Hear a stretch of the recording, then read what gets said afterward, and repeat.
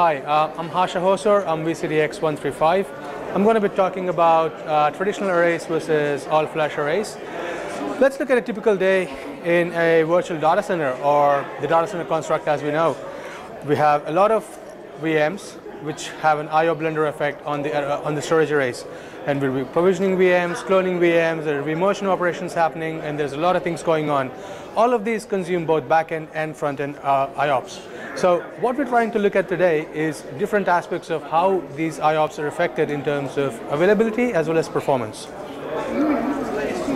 Let's look at the traditional arrays. As you can see, we've got two storage controllers and a shelf of disk which are controlled by storage controller 1 and 2. As you can see on the left-hand side, you've got CPU, memory, and the IOPS requirements from the VMs.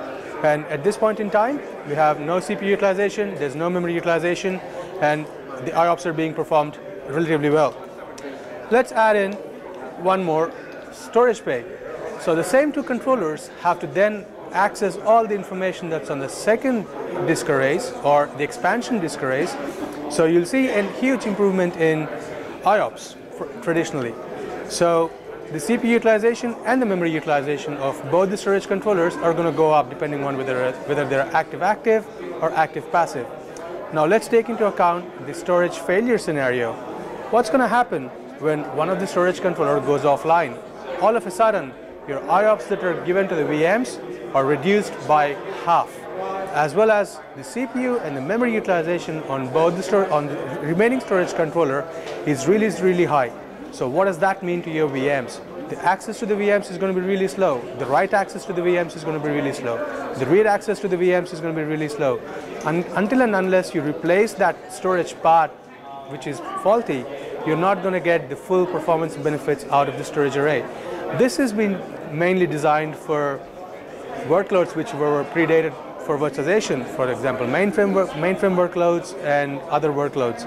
Now let's look at the all-flash arrays.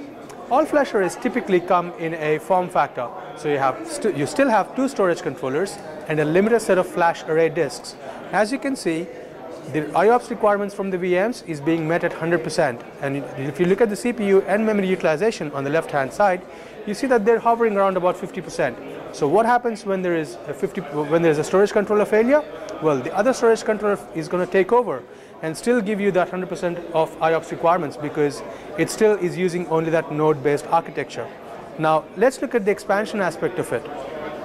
So you have two more storage controllers and again a set of flash disks which are being controlled solely by those two storage controllers. So the question you might have is, okay, now I've got four storage controllers accessing two sets of disks. How do they share the information? Which is why we have a high-speed network between the storage controller clusters and act as a single cluster. So there's a 40 gigabyte InfiniBand network that controls the storage controllers 1 and 2 and 3 and 4. So you have no loss of redundancy, you get higher throughput of the IOPS. So when your VMs require more IOPS, you just keep adding those nodes. As you can see, you can go from 1 brick to 2 nodes to 3 nodes to 4 nodes to 6 nodes to 10 nodes. It's going to scale out. Your performance is going to scale out. Your impact for availability is going to be reducing a lot because you're still going to be zoning to all the multiple controllers. You can zone to 1 controller or 2 controllers or 4 controllers. So depending on how you zone your storage environment, you can have redundancy at multiple layers from an ESX point of view and also from a storage controller point of view. Let's take point in case of how these in-memory metadata operations affect specifically the extreme I/O. Let's look at the traditional storage controllers. We've got 256 GB of RAM in each controller, and they don't have enough memory to make sure that they have all the metadata required for all the storage disk arrays. As you can look here, the metadata is not only in the storage controllers but also dispersed across the spinning RAS disk as well. So whenever there is a requirement for a user data to be fetched across, sorry, that was one slide late. So as you can see, whenever there's a requirement for the user data to be presented, there's an I/O that's requested to the storage controller, and depending on where the metadata is, it can incur an additional IOPS. So that's just one request. So you're take into account if there's a VM that's requesting 500 IOs per second. Then you've got 500 more IOs depending on where the metadata is to the storage controller as well as where the user data is located. Now, let's look at how Extreme IO gets rid of this. I'm taking Extreme IO specifically because that's a product that I work with. I'm pretty sure most of the other flash array vendors use a similar technology. So as you can see, we've got 256 gigs of metadata for each controller, and there are 2 controllers in each node. So as you scale out, the memory that's available in each of those environments is scaled up automatically. So you're no longer going to the user data to get the metadata information. Let's look at how this comes across with full copy, for example.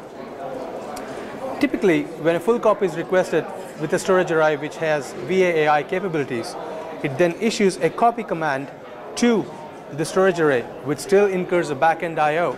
How do we reduce this? Well, we've got one simple way of looking at it from an Extreme IO point of view. Each unique data set, which is a 4K data, has a unique fingerprint that's loaded in the memory. And when there's an xcopy command issued to Extreme IO, it just replaces the fingerprint and points it to the same location that's available already in the metadata section, which is why you get a near instantaneous cloning and vMotion performances. And that's a wrap up from me. Thank you.